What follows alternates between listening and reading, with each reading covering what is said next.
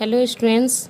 आज का हमारा चैप्टर जो है चैप्टर 7 है हमारा फंक्शनल कम्युनिकेशन, जिसमें हमने लिया है भारत में प्रौद्योगिकी के विकास का इतिहास। स्टूडेंट्स, भारत में जो प्रौद्योगिकी था वो क्या था, जैसे कि हम सभी जानते हैं, मतलब पहले ज़माने में जो लोग थे, पहले लाखों वर्ष की बात है ये, जब लोग पहले रहते थे तो कैसे रहते थे। वो लोग ना तो खाना पकाना जानते थे और ना खाना खाना जानते थे। ये बात तो आपने सुन रखी होगी कि पहले ज़माने के जो लोग थे वो मतलब एक जानवरों जैसा रहते थे और बिहेव भी वैसा ही करते थे, और खाने खाने पीने का भी उनमें कोई ढंग नहीं था, ना खाना पकाने का कोई भी किसी तरीके का मतलब उन लोगों में तमीज़ था। ठीक है। और जो उनके कपड़े थे वो पत्तों के हुआ करते थे। ये पत्तियां जो होती हैं हमारे पेड़ पौधों की, इनसे वो मतलब कपड़े इनके लिए इकट्ठा करके और कपड़े बना लिया करते थे। और मोस्टली लोग ऐसे इसी तरह से रहते थे। स्टूडेंट्स, जो भारत में प्रौद्योगिकी विकास का इतिहास है वो मानव का विकास आज से लाखों वर्ष पूर्व हुआ था। मतलब जो मानव का विकास हुआ था वो आज से लाखों वर्ष पूर्व हुआ था। प्रकृति के बीच एक संघर्षमय जीवन से मानव का जो मस्तिष्क था उसका विकास हुआ। मानव प्रक्रिया की एक लंबी यात्रा के बाद, बहुत ही लंबी यात्रा के बाद, आज से लगभग 30-40 हजार वर्ष पूर्व होमो सिपियंस या ज्ञानी मानव इस पृथ्वी पर प्रकट हो चुके थे। जैसे कि अभी मैंने बताया था, पहले जो लोग थे वो हम लोगों जैसे नहीं थे, वो हम लोगों से हटकर थे, और उनका खान पान भी हम लोगों जैसा नहीं था, क्योंकि वो जंगल में रहते थे और वही जंगली जानवरों के लिए ही भून के और कैसे भी मतलब खा लिया करते थे। ठीक है, या फिर कच्चा ही खा लिया करते थे। तो क्या हुआ था, और आज से लगभग 30-40 हजार वर्ष पूर्व होमोसिपियंस, ठीक है, जो कि होमोसिपियंस एक दिया गया है यहाँ पे, होमोसेपियंस,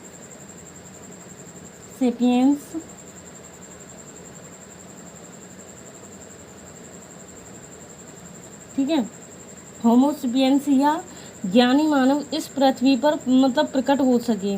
और हम सभी मानव प्राणी इसी होमोसेपियंस जाति के हैं। हम जो सभी मानव हैं वो किसके हैं, इसी होमोसेपियंस के हैं। ठीक है, और इसी से मतलब होमोसेपियंस जाति के हैं। और विश्व में मानव सभ्यता के विकास की आरंभिक मतलब जो प्रौद्योगिकी थी उसमें काफ़ी समानता भी दिखाई दी। जो प्रौद्योगिकी है इसमें बहुत ज़्यादा समानता भी हम लोगों को देखने को मिली थी। ठीक है, तो मानव की जो प्रौद्योगिकी की सभ्यता है, ठीक है, सभ्यता के विभिन्न चरण के वर्गीकरण में एक मापदंड सिद्ध हुई थी। और मानव को पत्थर के औजार बनाने और रहने के लिए घर बनाने हजारों वर्ष मतलब लग गए थे। इसमें मानव जो था, जब मतलब होमोसेपियंस हुआ तो क्या हुआ था कि हम लोगों को हजारों वर्ष लग गए थे इस चीज़ को, ठीक है, इस काम करने में कि कैसे घर बनेगा और किस तरीके से मतलब रहना होगा। पत्थर का मतलब एक थोतरा फलदार टुकड़ा मानव का एक प्रथम औजार रहा था। और फलनुमा औजार हथौड़े और छेनियाँ जो थी, ठीक है, के रूप में थे, और जो मतलब औजार हथौड़े के रूप में अपनाए गए थे। इनका उपयोग शिकार करने और लकड़ी के लिए और जो कंदमूद खोदने में भी किया जाता था। जो आपने देखा होगा हथौड़े वगैरह होते हैं, हथौड़े, इनका हम यूज़ कब करते हैं, किसी मतलब जो हमारे लकड़ी वगैरह होती हैं या कंदमूल खोदने में किया जाता है। ठीक है, और पुरापाषाण युग में भी मानव केवल एक खुदरे औजार का ही प्रयोग लाता था, और भोजन की तलाश में मतलब भोजन के लिए इधर उधर से एकत्रित करता रहता था। ठीक है, और उत्तर पुषाण में मतलब युग में औजार हड्डी और हाथी दांत के मतलब बनाए जाने लगे थे। फिर क्या हुआ था, जो औजार थे वो किसके बनाने लगे थे, लोग हड्डी और हाथी दांत के भी औजारों का प्रयोग करने लगे। और भोजन मतलब नवपाषाण काल में प्रमुख औजार चिकनी कुल्हाड़ी थी, और प्राचीन काल में जो मतलब पाषाण काल का प्रमुख औजार था जो चिकनी कुल्हाड़ी हुआ करती थी, जो कि एक रवेदार पत्थर के टुकड़े से बनी होती थी। जो मतलब रवेदार एक जो पत्थर होता था उससे बना ली जाती थी। और मतलब ये जंगल काटने और कुदाल के रूप में भी किया जाता था। हसिया इस युग का दूसरा महत्वपूर्ण युग मतलब औजार रहा है। तो स्टूडेंट्स ये हमारा ऑब्जेक्टिव टाइप में जो आएगा, तो अगर पूछा जाए हसिया हमारा जो कौन सा औजार रहा, तो ये दूसरा महत्वपूर्ण एक औजार रहा। इसी युग के आसपास मनुष्य से पहिए का भी आविष्कार किया गया। स्टूडेंट मानव ने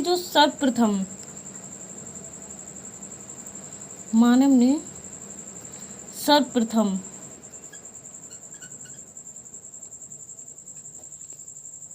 सर्वप्रथम तांबा धातु का यूज किया था। ये बहुत ही मतलब याद रखने वाली बात है कि तांबा धातु की खोज की, ठीक है, खोज की। और सबसे पहले तांबा का प्रयोग जो हुआ था,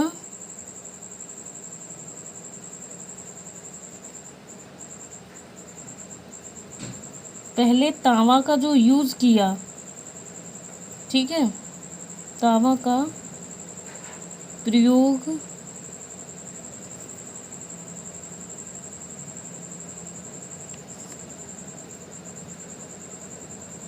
1500 ईसा पूर्व, ठीक है, 1500 ईसा पूर्व में हुआ। ये भी बात आप लोगों को ध्यान रखनी है कि तांबा का जो प्रयोग हुआ तो वो कब हुआ था, 1600 ईसा पूर्व या 1700 ईसा पूर्व। तो आपको मतलब याद रखना है कि 1500 ईसा पूर्व में हुआ था, ठीक है।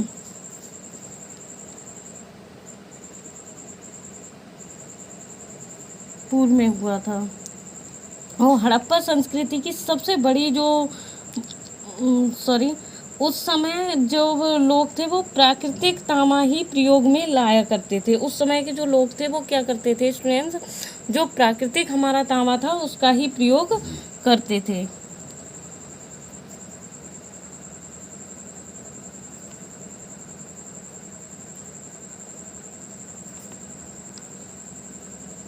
प्राकृतिक, ठीक है, तांबा प्रयोग करते थे।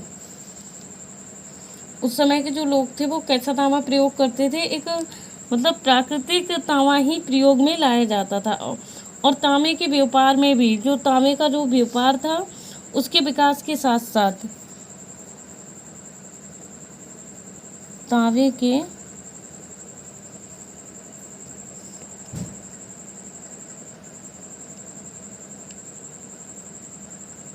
व्यापार के विकास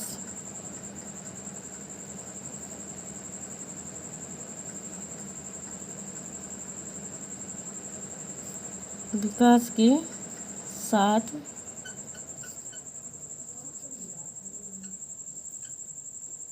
प्रौद्योगिकी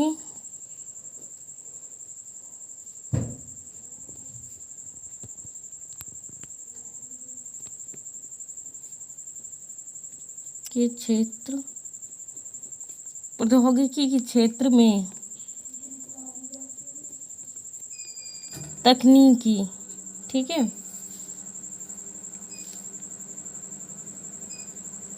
तकनीकी आदान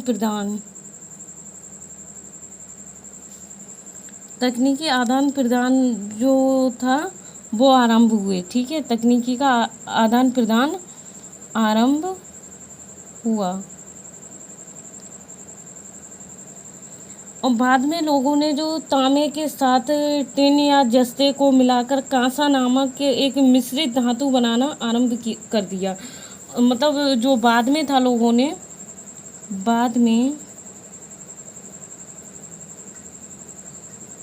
मानव ने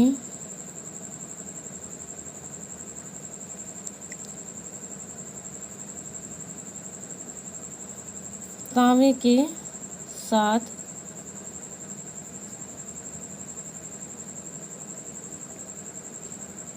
टिन या जस्ते, जो ठीक है, जो जस्ते होते हैं, जस्ते को मिलाकर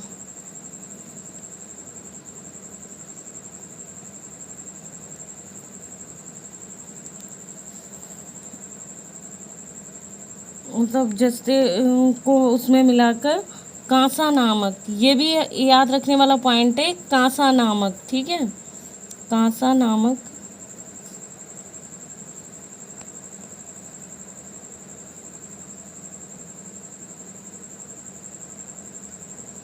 मिश्रित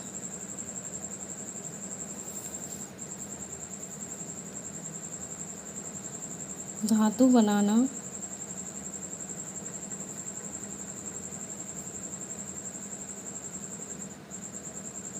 आरंभ कर दिया। ठीक है, तो स्टूडेंट्स आपको ये याद रखना है कि बाद में मानव ने तांबा के साथ साथ टिन या जस्ते मिलाकर कौन सा मतलब धातु बनाया था, तो क्या बनाया था उन्होंने, कांसा नामक मिश्रित धातु बनाना आरंभ किया था। ठीक है, ये भी आप लोगों को याद रखना है।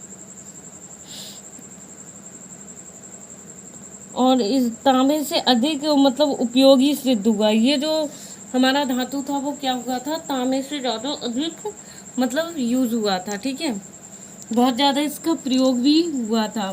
और जो हमारी हड़प्पा संस्कृति थी, हड़प्पा संस्कृति लगभग 25 ईसा पूर्व विकसित हुई थी, जो हड़प्पा संस्कृति। अब बात आती है हमारी जो हड़प्पा संस्कृति थी, हड़प्पा संस्कृति की। ठीक है, तो स्टूडेंट्स जो हड़प्पा संस्कृति थी, अभी मैंने आपको बताया था, ये लगभग 25 ईसा पूर्व विकसित हुई थी, 2500 ईसा पूर्व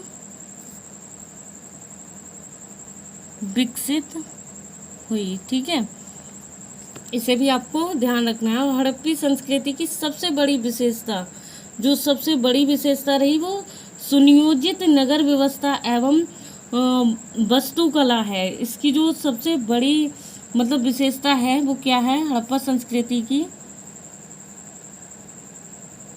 हड़प्पा संस्कृति की सबसे बड़ी विशेषता, जो विशेषता रही है वो क्या है, सुनियोजित। ठीक है,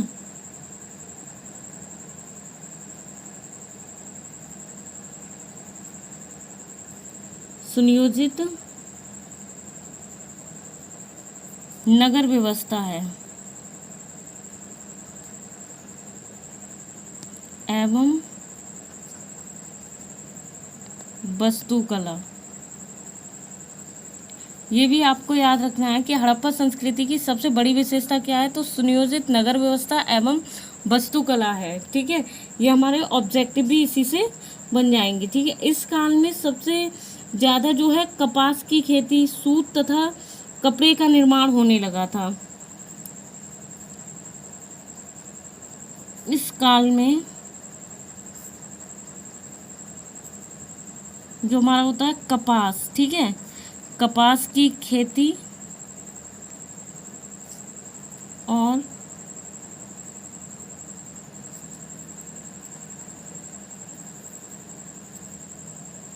सूत तथा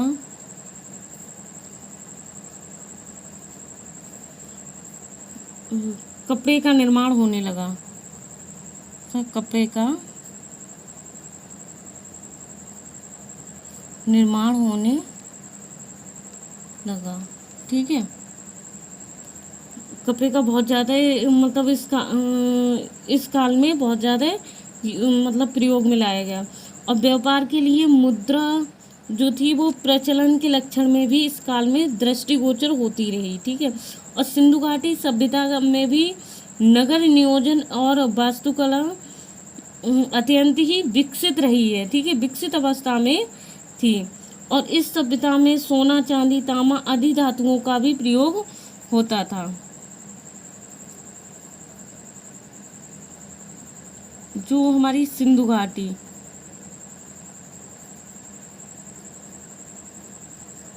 अगर हम सिंधु घाटी की बात करें तो सिंधु घाटी सभ्यता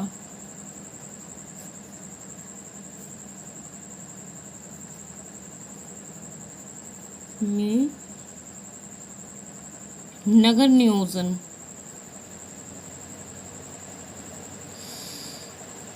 नगर नियोजन और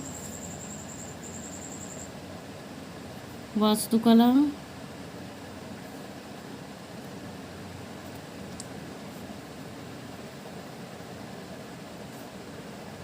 अत्यंत ही कैसी थी, विकसित।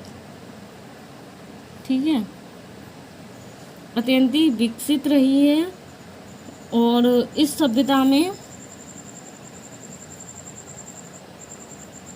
रही है। ठीक है, इस सभ्यता में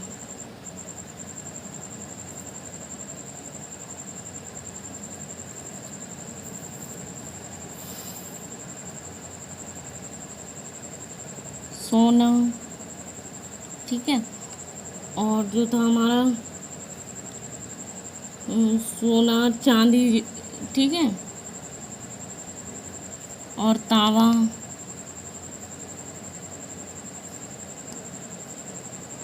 सोना चांदी तांबा आदि धातुओं का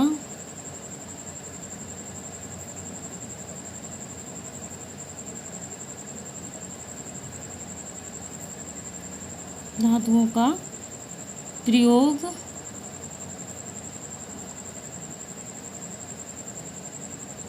होता था। ठीक है, और क्या होता था इसमें, इस सभ्यता में ही मोहरों व मोहरों पर सांड, गैंडा, चीता, हाथी और मगर जैसे जानवरों की आकृतियां भी बड़ी स्पष्ट और सुंदर बनी हुई हैं। ठीक है, और इस युग में बहुत ज़्यादा इन चीज़ों का यूज़ हुआ था इस काल में। ठीक है, भारत में जो लौह युग, ठीक है, वो हमारा 1000 ईसा पूर्व के आसपास से आरंभ हुआ था। जो भारत में हमारा था,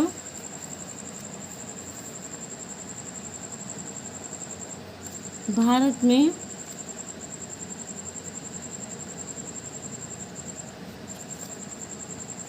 लौह युग, ठीक है, जो कि हमारा 1000 ईसा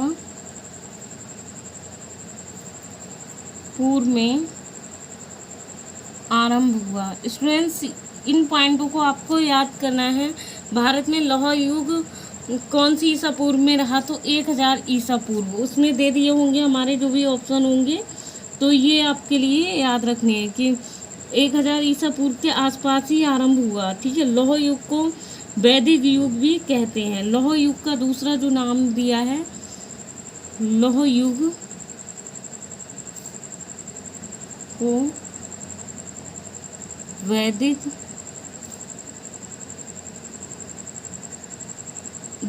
युग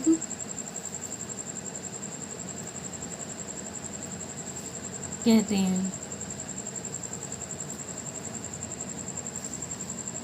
ठीक है, इसे हम क्या कहते हैं, एक वैदिक युग के नाम से भी जानते हैं। इस युग में कृषि प्रधान युग भी था। इस युग में क्या था, जो कृषि प्रधान, ठीक है, इसी युग में, इस युग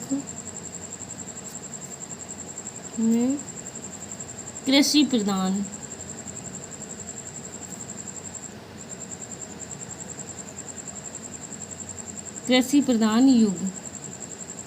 युग भी रहा है। ठीक है स्टूडेंट्स, इतना आपको समझ में आ गया होगा। जो हमारे हड़प्पा संस्कृति थी, सभ्यता, और भारत लौह युग। ठीक है, और इस युग की जो मुख्य फसलें थी, जो हमारा लौह युग था, लौह युग की मुख्य फसलें, लौह युग की मुख्य फसलें,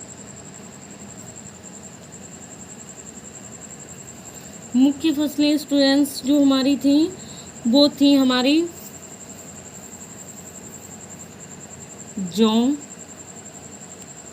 ठीक है, जौ और धान।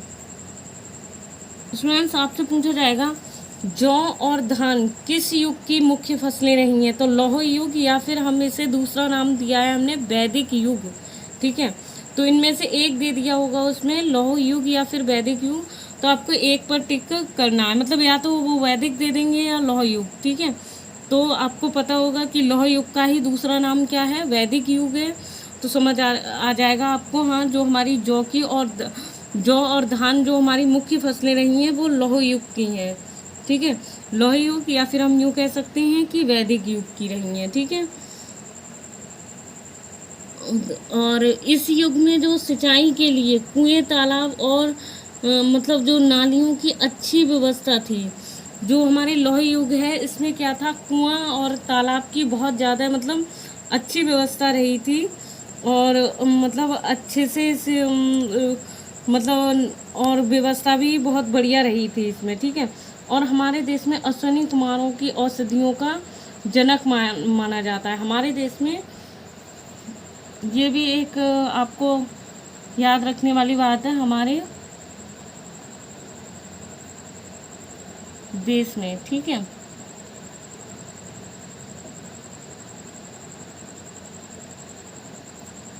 अश्विनी कुमारों को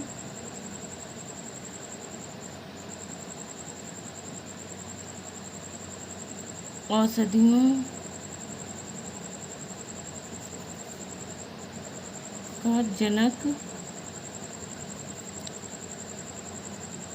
माना जाता है,